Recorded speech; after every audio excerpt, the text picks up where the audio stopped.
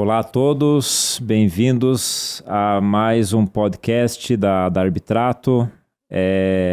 Lembrando a todos já desde o início, para fazer o triplo C, né? Curta, comente e compartilhe esse conteúdo com os amigos, com os familiares, com os próximos. E hoje a gente vai falar sobre um tema muito importante até para estudantes, para advogados, para as pessoas que estão pensando numa retomada, novos rumos também dentro da profissão, que é esses novos caminhos dentro da advocacia, né? A chamada nova advocacia, aí tem vários nomes, né? Advocacia 4.0, 5.0. 5.0 e assim vai, né? E nós estamos aqui com duas convidadas aí, com a Roberta Pasquale e com a Juliana Naves, né? Então, sejam bem-vindas, Juliana e Roberta. Eu vou apresentar agora para os nossos ouvintes, então, um pouquinho da Roberta, que é do Barbour Carneiro Advogados e que tem uma trajetória bem diferente, como a gente vai ver aqui hoje. Então, ela é formada em Direito e com graduação em andamento em Ciências Contábeis. Vamos ver o que ela nos conta sobre isso. Ela tem pós-graduação em Processo Civil e Direito Público e vem de uma trajetória que vai da Defensoria Pública à construção de um escritório inovador que cresceu de 4 para 30 profissionais hoje. Ela é advogada na área de negócios, mas também é árbitra da Arbitrato, com atuação em contratos, societário, imobiliário e sucessões. Seja muito bem-vinda, Roberta. Obrigada, Cecília. Obrigada, Thiago, pelo convite. A gente está muito feliz de estar aqui hoje. Nós que agradecemos. E também a Juliana Naves, que é gestora da área de Compliance e Governança Corporativa, também da Barbour Carneiro Advogados. Mais de 10 anos de atuação, possui LLM em Compliance pela University of Friburgo, Suíça. Pós-graduada em Gerenciamento de Projetos, Direito Corporativo e Processo Civil. Auditora líder da ISO 37301 também, né? Possui certificação em compliance financeiro pela LEC e em parceria também com a Fundação Getúlio Vargas, FGV. Atualmente é membro da Comissão de Estudos sobre Compliance e Anticorrupção Empresarial e da Comissão de Direito Digital da OAB Paraná. E também, além de ser árbitra da Arbitrato também, fazer parte da nossa lista de árbitros também.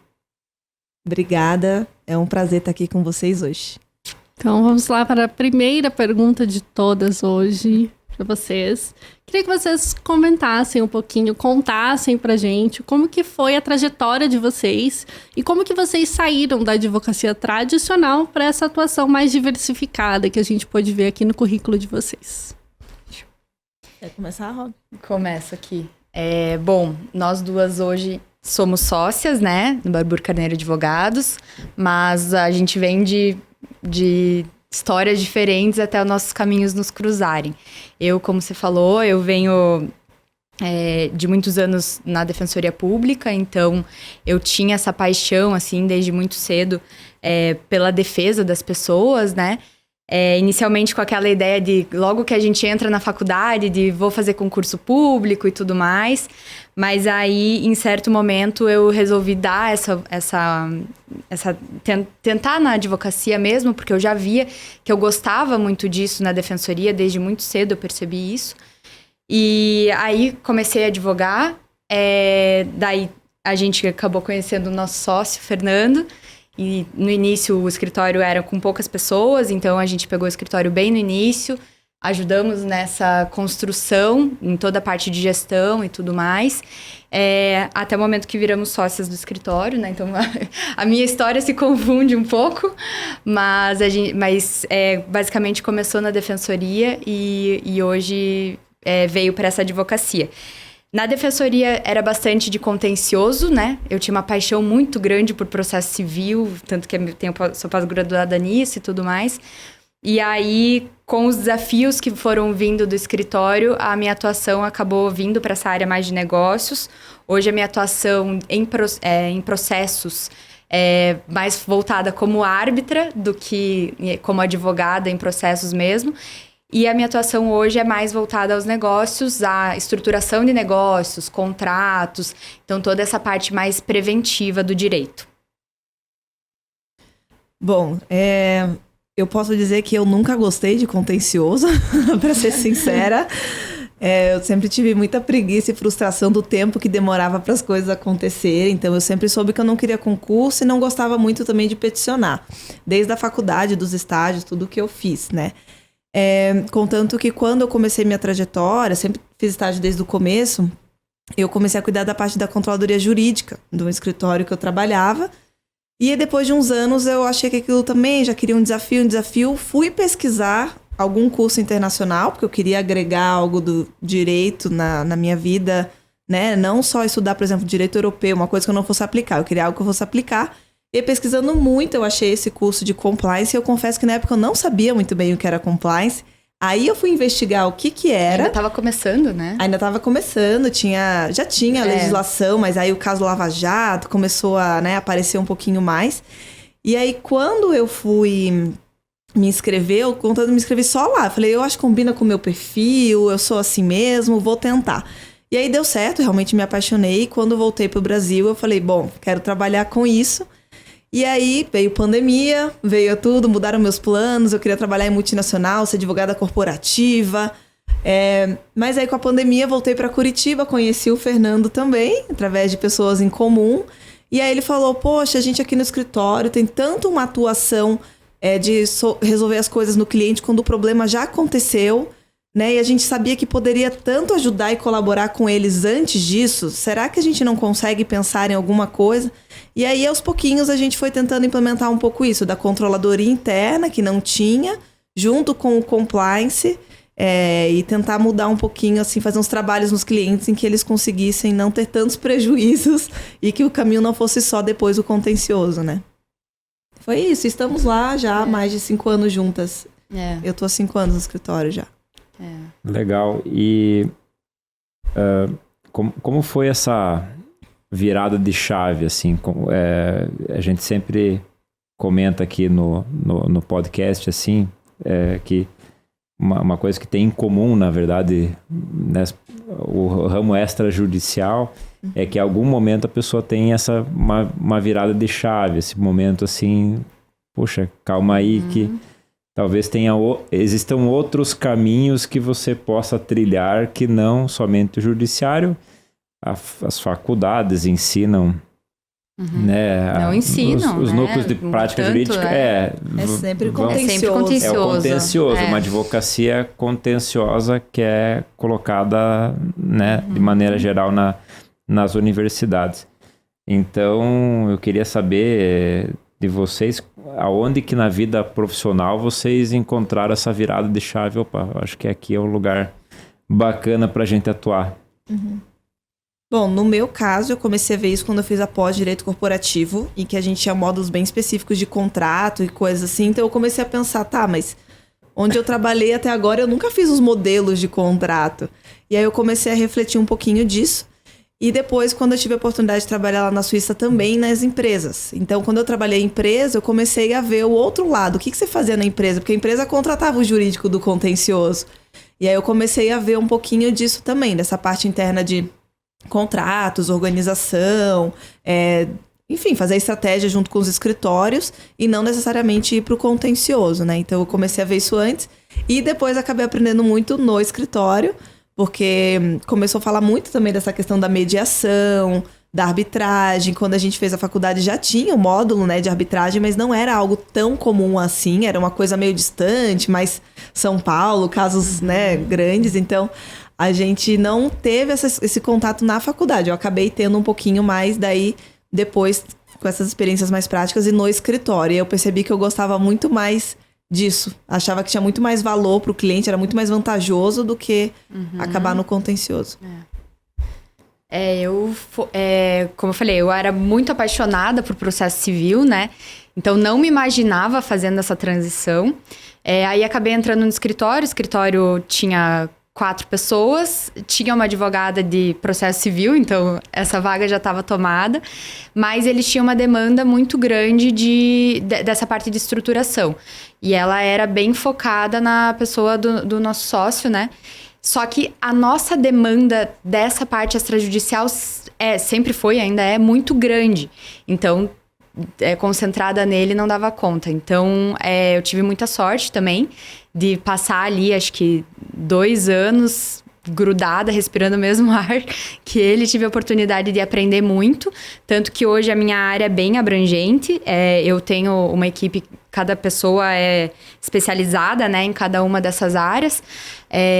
Mas a minha transição não foi tanto por escolha, foi por necessidade e demanda de cliente mesmo, porque os nossos clientes demandam bastante essa parte mais extrajudicial, apesar de a gente ter um contencioso bem forte no escritório, essa parte extrajudicial é uma demanda bem grande dos clientes.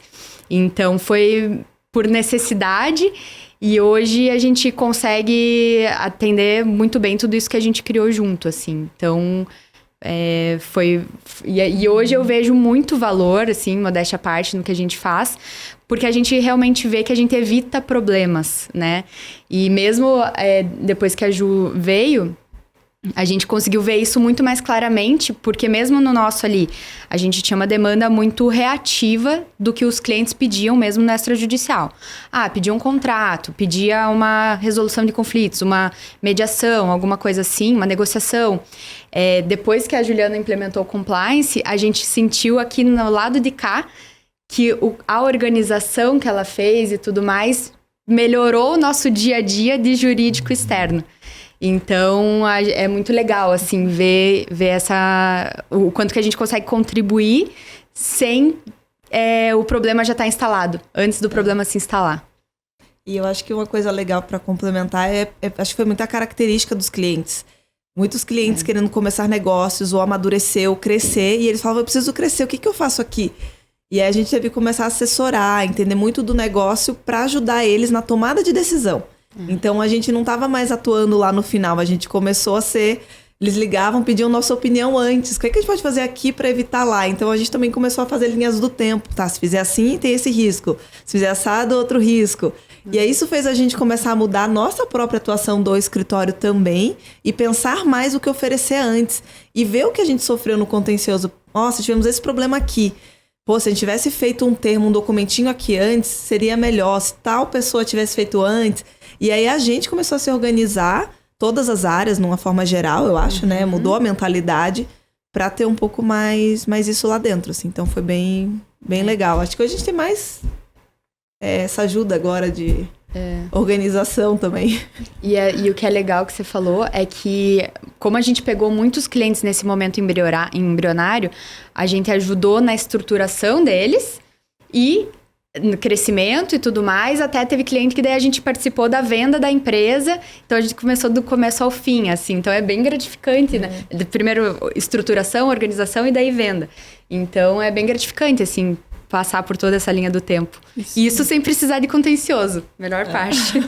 E o escritório de vocês também começou a se organizar enquanto empresa, né? Vocês me falaram que tiveram esse momento de parar de ver o escritório só como escritório, mas também como uma empresa que vocês precisavam organizar, ter métricas, objetivos, um plano de crescimento. Exato. A gente, aqui dentro de advocacia 4.0, 5.0 e tudo mais, eu acho que dentro da nossa profissão a gente tem uma limitação, que são as regras da OAB, né? A gente tem essa limitação, mas mesmo assim a gente pode inovar dentro do possível.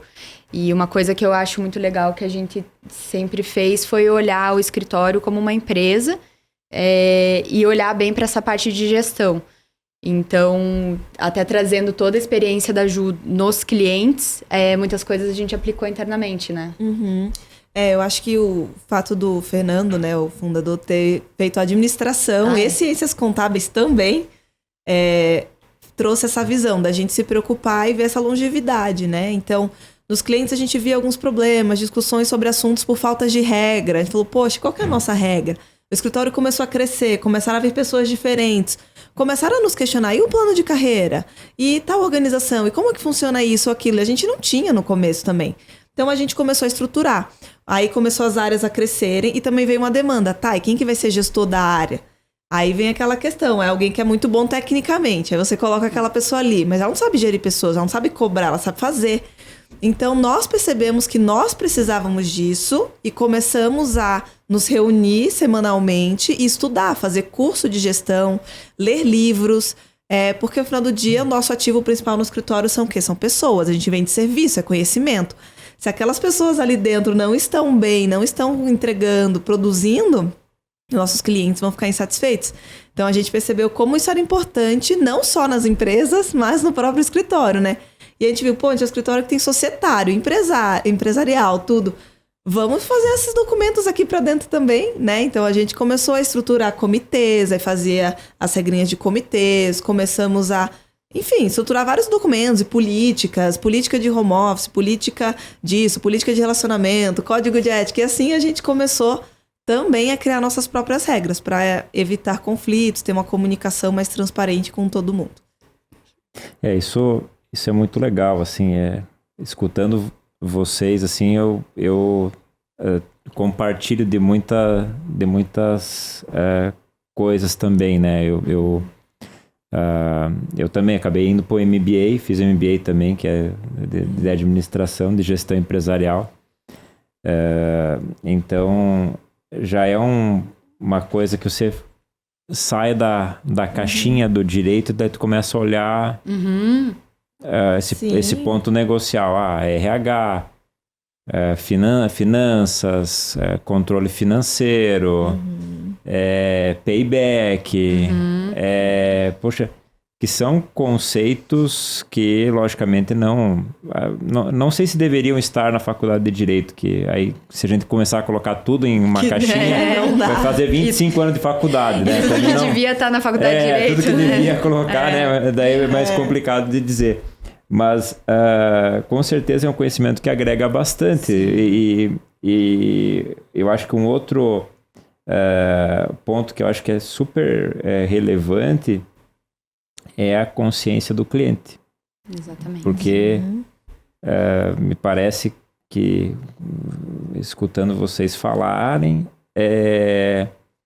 o escritório cresceu junto com os clientes, né? Então, os clientes estavam crescendo, os clientes estavam comungando também, existia uma identidade de pensamento entre o escritório e o cliente. O cliente também não queria contencioso.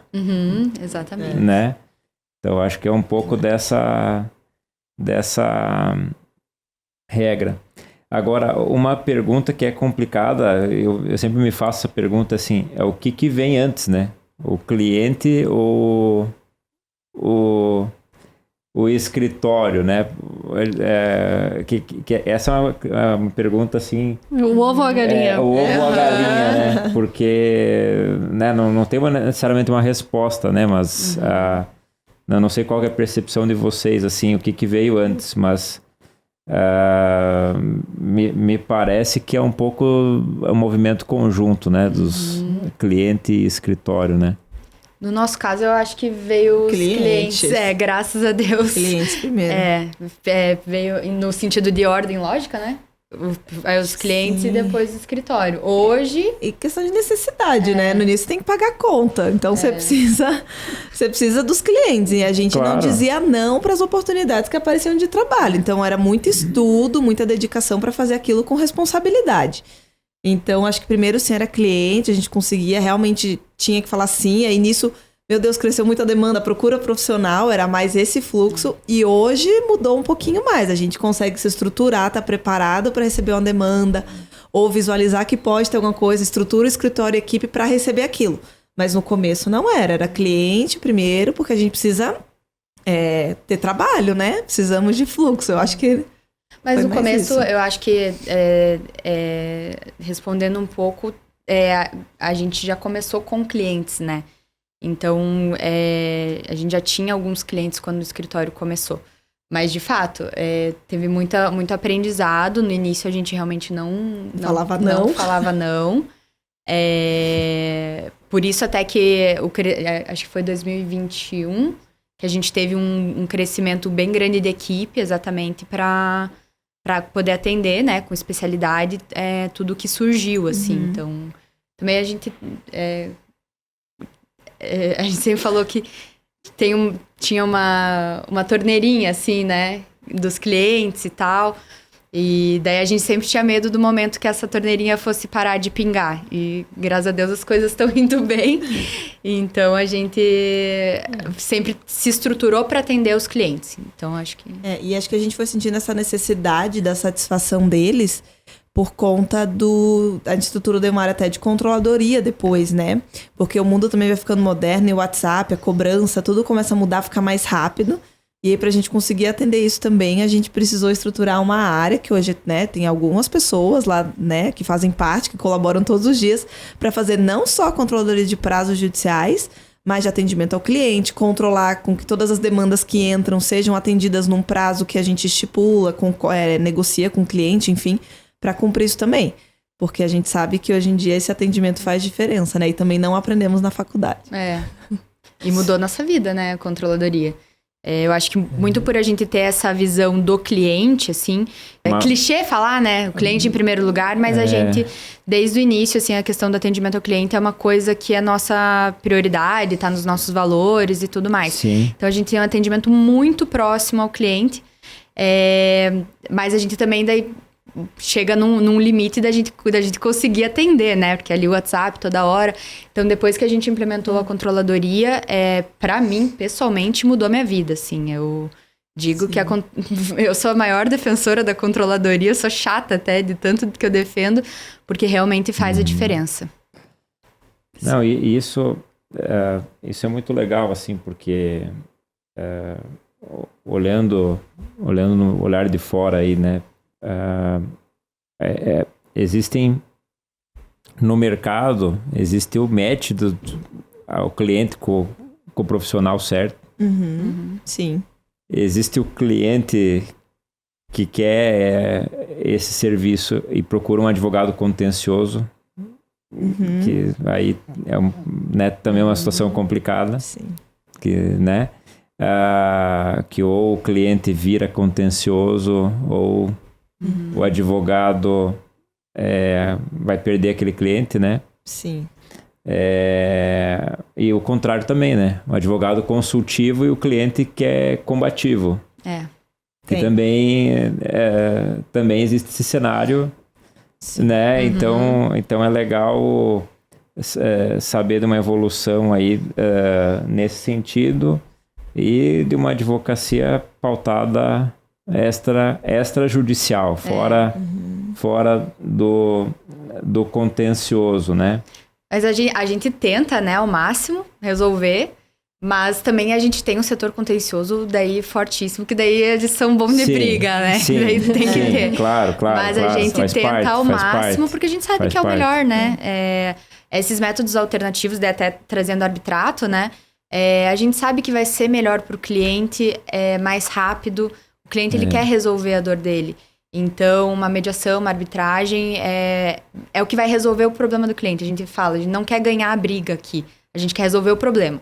Seja extrajudicial, seja judicial. E muitas vezes a resolução do problema, do jeito que o cliente quer, que é geralmente rápido, no contencioso, infelizmente, as coisas demoram mais tempo, né? Que é a tua.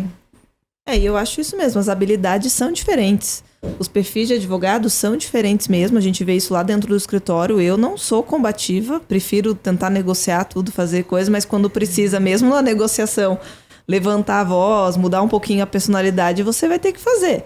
Mas é diferente o tempo de resposta, a sua própria organização pessoal, o jeito que você rende, produz durante o dia é diferente de um advogado que é mais consultivo para um advogado que é mais de contencioso, que tem vários prazos e peças longas para escrever.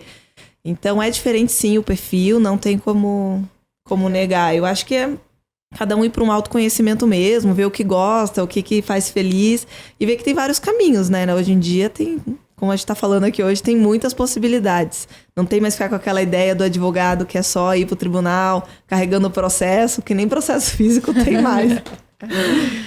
Achei legal o que você falou, Juliana, que é um processo de autoconhecimento, né? E aí eu queria fazer uma pergunta em nome dos ouvintes sobre as áreas que vocês olham no direito. Então, a gente falou aqui de várias áreas diferentes. A gente falou do contencioso, a gente falou de uma área mais consultiva, a gente falou de arbitragem, mediação. Depois nós vamos entrar mais a fundo. Mas quais áreas do direito vocês olham e veem que tem espaço para transformação? Para esse profissional que está olhando e diz, eu ainda não sei o que é, eu acho que não é o contencioso, mas para onde eu posso ir? Tá. Olha, eu acho que assim, a gente pode pensar isso antes, mas vem muito da experiência também. No meu caso, por exemplo, eu nunca tinha me aprofundado em direito imobiliário durante a faculdade, nem em pós-graduação. Eu vim encontrar muito isso no escritório. Aí eu penso, como? No compliance, eu tive que implementar programas de compliance imobiliárias em vários nossos clientes. Então eu tive que parar para estudar direito imobiliário, coisa que eu nunca tinha feito antes. E eu fiz por uma necessidade de demanda. Então, às vezes, a gente se prepara antes, pensa, estuda, mas tem horas que vem pela necessidade. E aí eu fui começar a entender o direito imobiliário de verdade, sabe? Então, acho que o ramo imobiliário, sim, também tem uma área bem grande, que está crescendo muito, não só a parte de imobiliárias em si, mas a parte de construtoras, empreiteiras, tem muito no mercado, né? A gente tem bastante cliente nesse ramo. E eu, sou fã do direito empresarial como um todo, que quando a gente começa a ver, abarca muitas coisas, né? E eu acho que o brasileiro não tem costume, o hábito de se preparar para as coisas. Então, muito da área da Roberta, já estou falando de você, que é realmente essa parte de planejamento sucessório, alinhar uma governança na empresa. E quando você vai trabalhar com esses temas, seu conhecimento não pode ser limitado só ao direito, né? Você começa a ter que entender um pouco mais de várias coisas. Eu estou toda hora aprendendo com a Rob, a área dela, no dia a dia, porque eu não sabia um contrato aqui, eu tenho que aprender. De repente vem um direito societário, um acordo de sócios na governança, daí eu preciso aprender. Então, o tempo todo a gente está aprendendo. Então, eu diria que o direito da parte empresarial tem muita coisa ali dentro de societário, planejamento, governança, que faltam profissionais qualificados. A gente vê isso no mercado. E a parte de direito imobiliário que eu também comecei a aprender são áreas que eu fui aprender já nos últimos anos e que eu acho que tem muito espaço aí para crescimento, que na faculdade a gente aprende muito de uma forma tradicional e a experiência muda muito essa visão, porque envolve muita negociação. E, na opinião de vocês, quais habilidades que a advocacia vai ter que desenvolver, ou a advocacia de vocês, ou a advocacia num todo, vai ter que desenvolver nos próximos 5 anos? Olha, juntando uma coisa na outra, né? As duas perguntas aqui. E eu acho que a gente tá aqui puxando o saco uma da outra. Que nessa parte...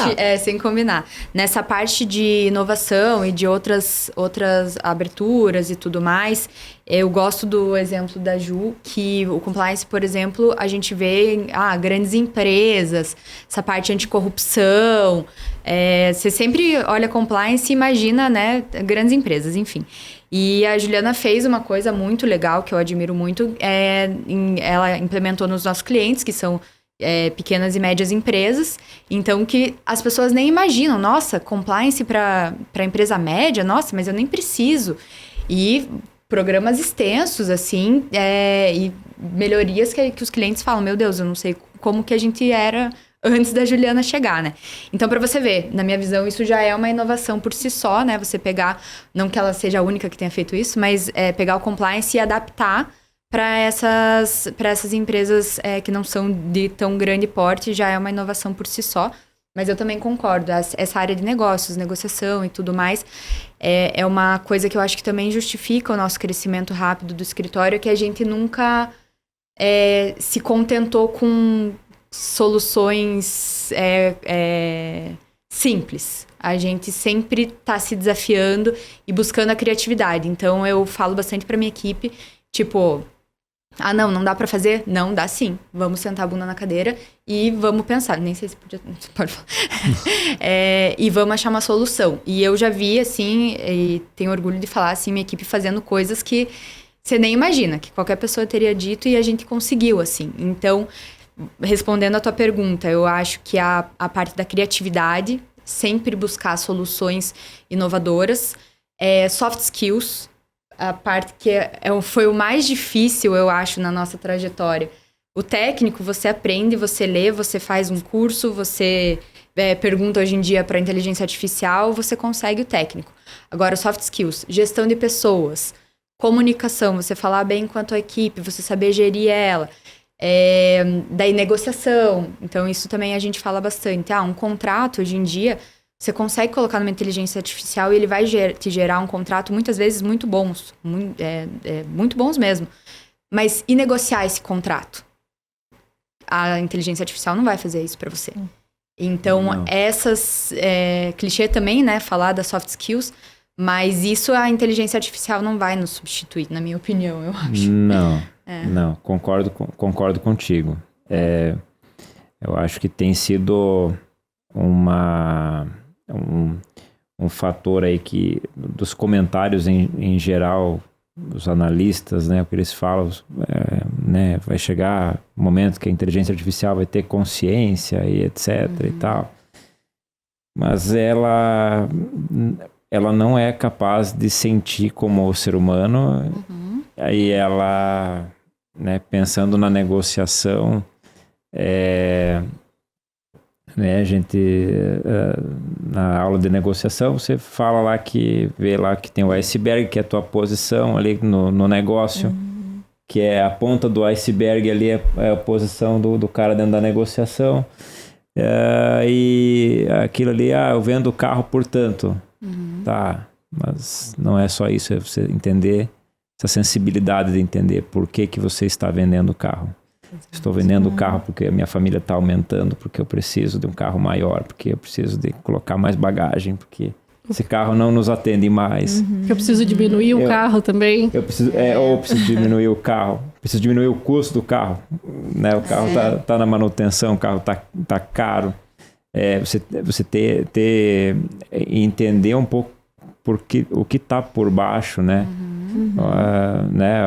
Tem o IPVA, tem o seguro que ficou caro, tal. Então tem uma série de coisas que e às vezes a parte até chegar na parte emocional.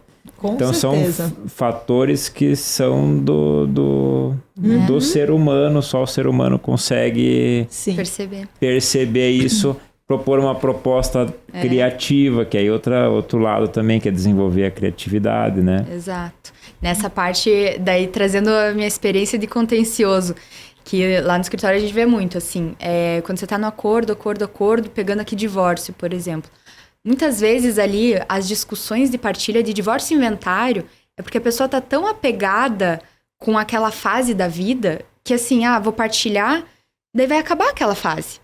Então, daí que a gente percebe, a pessoa ela não quer resolver o problema. Então, talvez seja o caso de ir para um contencioso, porque não é resolver. A gente tá com outras coisas por trás e que daí a gente fala, não, então vamos pro contencioso, porque realmente quando não quer, dois não brigam, né? Você sabe que eu fiz um curso de marketing digital.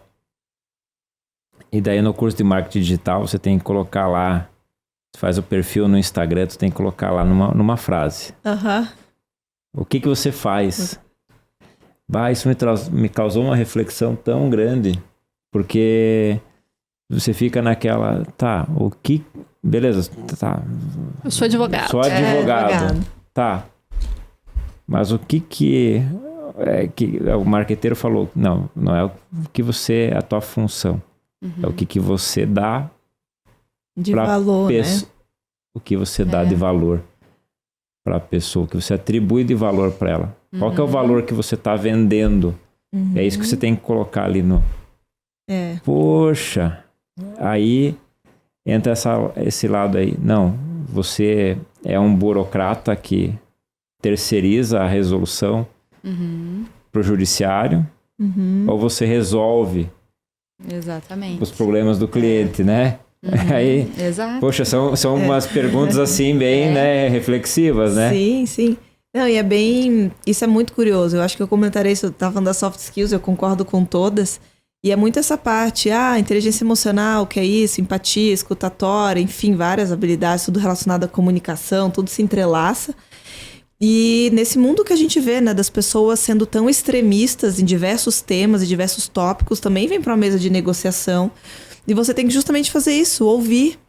E a gente às vezes quer sempre ter razão, né? O advogado tem muito esse ímpeto de brigar, eu quero ganhar, vou defender. E a gente nem ouve o que o cliente quer, o que a outra parte quer. Então é muito engraçado isso. Eu tava lendo, eu vou lembrar o nome de qual poeta falou isso, eu não vou lembrar agora, mas eu tenho isso, que todo mundo gosta de fazer curso de oratória. Eu quero falar bem. Agora ninguém vai se inscrever no curso de escutatória, que é aprender a ouvir. Quem vai se inscrever nisso? Mas é extremamente necessário. Como é que a gente vai chegar num acordo se eu não entendo o que o outro lado quer? Qual é a dor que ele tem, que é a parte de baixo do iceberg das emoções. É escutativa, então, né? a gente precisa muito disso. E tem várias reuniões que a gente faz com o cliente, que você fica lá horas, e o cliente sai satisfeito, e depois eu fico me perguntando, mas eu não entreguei nada, o que eu tenho que fazer agora? Você até se perde, porque às vezes o cliente só queria compartilhar, só queria ir lá, ouvir sua opinião, desafogar às vezes um pouquinho as mágoas. Alguém que ouvisse ele, né? Desabafar, às vezes falando junto ele pensa em uma outra alternativa e vai para casa tentar resolver de outro jeito.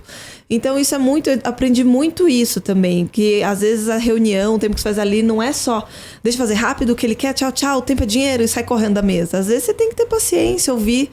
Vários eu já ouvi brincando, nossa, mas é psicóloga também? Eu falo, não, mas acho que eu vou estudar psicologia, porque entender hoje em dia a mente humana é incrível.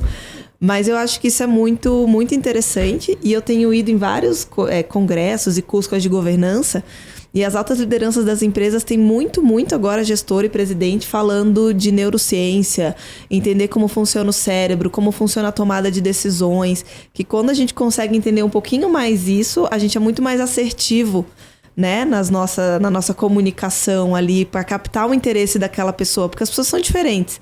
Se você consegue ler bem o outro, entender o que chama atenção, quais são os interesses, a gente consegue ter um resultado muito mais positivo. Então, acho que hoje em dia saber lidar com pessoas no mundo de tanta tecnologia é fundamental.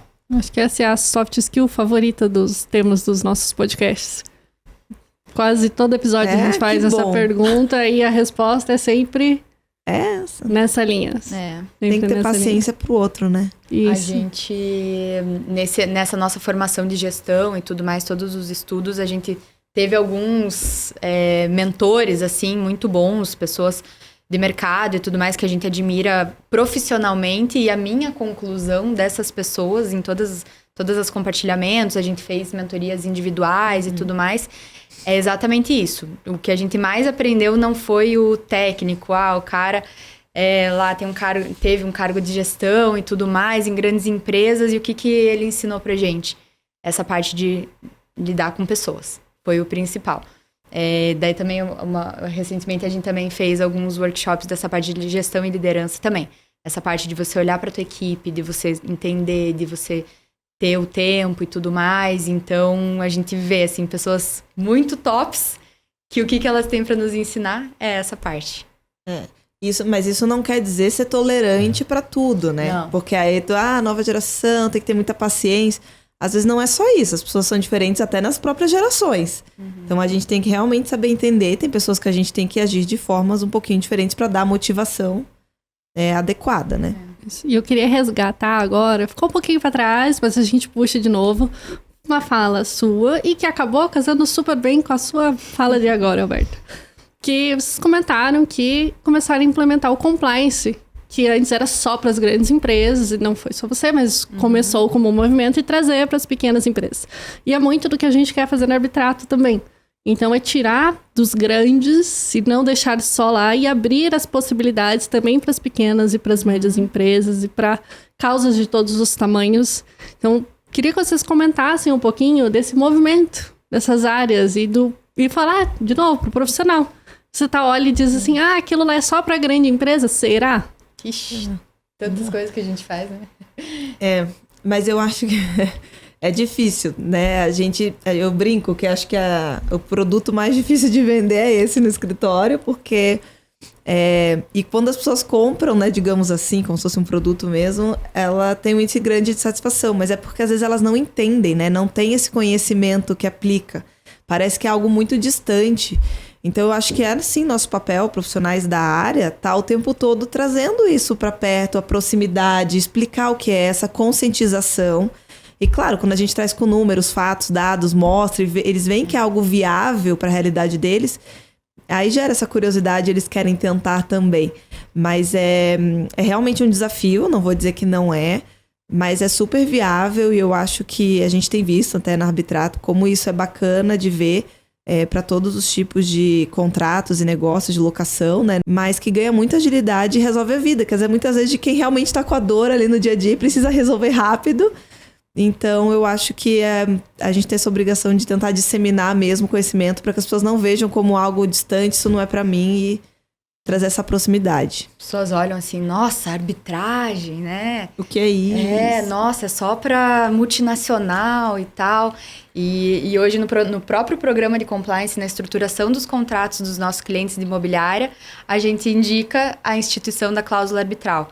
Mas, respondendo a tua pergunta, tem muitas coisas que a gente acaba pegando de exemplos de empresas grandes e aplicando para empresas pequenas, até porque, né, você só ajusta ali o tamanho, mas coisas que, pegando um outro exemplo, por exemplo, incorporação imobiliária, e daí tem benefício tributário do RET para incorporação, né?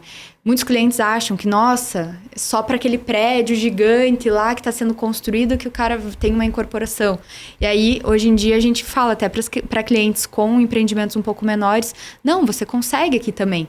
Então, muitas vezes a gente acha que tem certas coisas, não, é só para clientes gigantes, e a gente consegue aplicar para clientes menores. Isso é um pouco do que nós pensamos também, que eu acho que a arbitragem, a mediação, ela tem uma gama, uma grande parcela da população que pode ser beneficiada, né, por esses procedimentos aí, né, e existe um mercado Sim. a ser trabalhado aí nesse sentido também, né, pelos escritórios da advocacia. Acho que as pessoas têm medo do novo, né, às vezes, né, é diferente, será que funciona? Então não tenham medo de desbravar, pessoal. Testem, funciona sim, é muito legal, coisas novas. E ser pioneiro é melhor ainda. Exato. E se não funcionar, você aprendeu alguma coisa ainda. Com certeza, faz Nesse parte. caso a gente sabe que funciona, né? Legal. E como foi para vocês esse processo, digamos assim, profissional de trabalhar como árbitra, né? Como é que está sendo essa experiência de trabalhar como árbitra, plataforma, etc.? A gente já tinha uma experiência de imobiliário, né? Então, bastante despejo no escritório e tudo mais. Então, a gente já tinha essa visão. Então, quando surgiu a oportunidade, foi assim, nossa, bora, né? Porque realmente uma solução para um problema que a gente já via todo dia. E agora que a gente já tá há alguns anos juntos, né? A gente só vê como realmente funciona. Não à toa a gente, inclusive, indica, né? Não, foi legal, né? Outros colegas começaram como árbitros no escritório antes de mim. E aí eu vi eles sempre comentando e tal. Muda um pouquinho a nossa cabeça, porque a gente sabe a prática, sabe a dor. Eu acho que isso é legal, porque a gente tem experiência. E a gente também quer ajudar a resolver rápido, né? Então a gente tem interesse em atuar de forma rápida ali. Claro, a gente sempre cuida para ter cuidado, não ter problemas, né? Eventualmente com alguma decisão que não foi bem pensada. A gente tem que pensar, fazer com calma, estruturar, analisar bem. Mas eu acho que é um desafio muito legal, assim, de mudar o chapéu, né, na situação. Aqui, como é que eu faria? A gente aprende muito vendo os processos também, a forma que eles funcionam. A plataforma é muito fácil de mexer, é muito simples, né, de estar ali trabalhando. Eu lembro quando meus colegas começaram e aí surgiu a oportunidade de eu me tornar também uma árbitra. Eu falei, mas será que eu vou conseguir? Será que vai dar certo? E, nossa, realmente foi algo tranquilo de ingressar, de mexer no sistema. E tem sempre essa comunicação, né? Fácil. Como que se eu quiser mudar isso, eu posso fazer desse jeito ou não? Às vezes, né? Não se apegar tanto ao preciosismo do Código de Processo Civil. A gente tem que se apegar ao contrato, às normas é mais difícil. da arbitrato. A gente tem que se policiar. Mas isso é bem interessante. Como a gente aprende, sai da zona de conforto também, estuda. E, enfim, quando dá tudo certo, acontece tudo bem rapidinho, a gente fica bem feliz também. Esse é um desafio dessa virada da chave para arbitragem, especialmente também, sim. né? Você deixar de lado, né, o CPC, que o CPC tem, né, outras regras, e aí você tem um conjunto normativo aí que é o regulamento da Câmara, a Convenção de Arbitragem. Exato. A lei de arbitragem, né? Mas eu vou dizer que eu acho bem legal o fato da gente não se apegar ao CPC, porque tem tanta situação que acontece no dia a dia que você, por exemplo, quantas vezes já não aconteceu de eu proferir uma sentença, no dia seguinte vir um acordo e pede alguma coisa, sabe? Ai, que bom, deu certo, eu fico até feliz. Ou quando você tá ali, antes de você proferir a sentença, também já teve a desistência, já aconteceu alguma coisa que você consegue resolver de forma mais rápida. Né? Ou não se apegar ao preciosismo, passou um dia do prazo, mas poxa, tá aqui o comprovante, ok, decide de uma forma. Então eu acho que o fato de não ter que se apegar tanto a esse preciosismo do código é muito positivo para as partes envolvidas, sabe? Elas não são prejudicadas, muitas estão ali sem advogado, né? A parte demandada, muitas não têm apoio jurídico e conseguem resolver a situação na plataforma. Então eu acho que isso é bem, bem bacana mesmo, de ver essa acessibilidade para essas pessoas também. E uma coisa que eu achava no começo também, aqueles vícios, né, que a gente tem de CPC e tudo mais. Aí a gente ia falar com o pessoal, mas eu posso fazer isso? A gente ficava naquela insegurança, assim, né? Sim. Então, a questão da liberdade do árbitro, né? Da gente decidir ali de acordo com o nosso julgamento e tudo mais. Então, que muitas vezes a gente ia falar, posso fazer isso? Não, você pode fazer o que você quiser. Você é árbitra, você é livre, né? E a gente decide então, diferente. Exatamente. Temos posicionamentos diferentes internos do escritório com relação a alguns temas. Exatamente. A gente tem mesmo, né? Tipo, tem uma árbitra lá que a nossa posição em relação a honorários é diferente. E é isso aí, a gente convive assim. Tem posicionamento... Isso é bom, né? Isso é saudável, exatamente, né? Inclusive, né? Isso. E aí eu vou fazer a pergunta, essa é capciosa. Vocês recomendariam que mais profissionais vissem a arbitragem, a mediação, esses outros métodos extrajudiciais de resolução de conflitos como parte da trajetória deles? Com certeza, nossa atuação. Não, a gente defende não só por ser árbitro da Câmara, né, mas também por ver realmente o impacto positivo na prática que isso dá, né? Então, seja no arbitragem, uma mediação, essa conversa, isso tudo é muito, muito importante nos dias de hoje. Então, eu indico, recomendo, como a Roberta falou, a gente já está começando a colocar mais nos nossos contratos, coisa que a gente não fazia como advogado. Então, nós também estamos mudando essa visão, esse posicionamento, né? De não ter só um caminho. Então, eu acho que é extremamente importante, recomendo colegas que queiram virar árbitros. Também é muito legal, a gente aprende bastante todo dia. É um caminho, uma opção aí de profissão bem interessante. A gente... Como escritório, a nossa posição é de resolução alternativa de conflitos, assim, por convicção, por muitos anos de contencioso, de saber que, infelizmente, às vezes tem casos de contencioso, infelizmente, que o advogado acaba ganhando mais dinheiro do que as partes, né?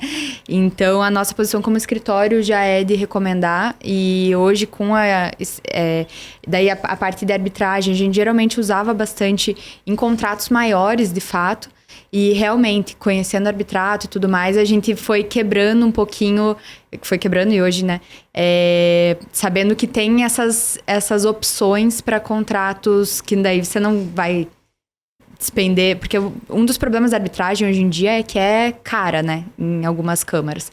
Então, dependendo da questão, antigamente a gente falava, não dá. Mas hoje em dia, tendo câmaras, por exemplo, online e tudo mais, ela acaba ficando mais acessível, né? Então, com certeza, casou ali com o que a gente já acreditava, né? Não, perfeito. E que conselho que vocês dariam para os jovens advogados, estudantes de direito que nos estão assistindo, nos vendo? Isso, podem falar para a câmera, né? Acho que já é. Quer A Ju, começa aí. Olha, difícil de guru, né? Tô sentindo mais velho aqui, já tendo que dar conselho. Isso faz parte, né, do faz tempo, parte, né? Não adianta. Olha, eu diria que para quem tá na faculdade, estudando, não só na faculdade, né? Porque a gente, na verdade, não para de estudar, então não para de estudar. Não existe essa opção. Para ser um profissional bom, você tem que estar sempre atualizado. Tudo tá mudando, né? A arbitragem agora é uma coisa mais comum, então meu conselho é estude sim. Não estude uma coisa só, estude assuntos que se complementam, estude, enfim, habilidades mesmo. Acho que o autoconhecimento é essencial. Então, minha recomendação é isso. Sempre esteja estudando coisas técnicas, mas também essas soft skills, questões bem pessoais, humanas, porque são extremamente importantes e vai te complementar como profissional. Porque a gente tem que lembrar que a gente não é só profissional, né? Como nossos clientes também têm problemas de casa e questões emocionais, nós também temos. Então, a gente também tem que trabalhar com isso e a gente carrega uma carga emocional deles muito grande todos os dias, né? Houve tantos problemas, então a gente também tem que saber como descarregar eles. Então, é importante esse autoconhecimento por isso. Para que a gente saiba formas de descarregar mesmo, seja fazer um exercício físico, seja cozinhar, seja meditar, enfim. Então é bem importante esses momentos pessoais também de autoconhecimento para ser um bom profissional e pessoa, né? Eu acho que essa parte do autoconhecimento é bem importante. Pegando aqui teu gancho, né? As pessoas, geralmente, no escritório de advocacia, elas não chegam felizes, alegres e contentes.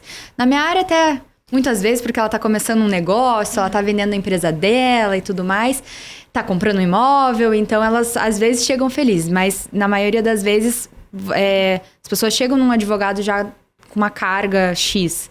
Então, a gente tem que estar muito bem para atender o cliente nesse momento difícil e também para atender rápido, porque geralmente é sempre urgente pra gente. Então, essa parte do autoconhecimento eu acho bem importante, mas também eu colocaria como conselho, assim, que eu falei pro meu irmão quando ele começou a faculdade e que eu falo para todo mundo que começa a faculdade, é trabalhar. Além de estudar, né, eu acho que os nossos currículos dizem bastante. Eu até pela segunda faculdade optei por estudar uma coisa diferente para me acrescentar, então o estudo é extremamente importante, mas trabalhar, aprender na prática, trabalhar muito, porque a gente vai ficando mais velho e a gente começa, a vida começa a demandar da gente de outras formas, né? Você vira esposa, você vira mãe, você vira, enfim, muitas coisas. Então, enquanto você é novo, aproveitar para trabalhar o máximo possível, estudar o máximo possível e se esforçar e ter aquela paixão, aquela gana, Isso é o que eu mais admiro, assim, na nossa equipe, é que todo mundo tem aquele sangue no olho, assim, de querer resolver. Então, eu admiro muito e eu acho que as pessoas jovens têm que criar essa automotivação, assim, de fazer as coisas por paixão mesmo, assim. E fazer acontecer, né? Porque começar, todo mundo começa. O problema hoje em dia é manter, né? Aquela determinação, continuação ali de fazer. Porque quando a gente começa uma dieta, uma academia nova, um curso, e no meio para, no meio larga, no meio desiste. Então, tem que ter essa constância, diria. Constância, eu acho que também. A gente tem uma equipe de longo prazo lá no escritório, bastante gente que está há muito tempo.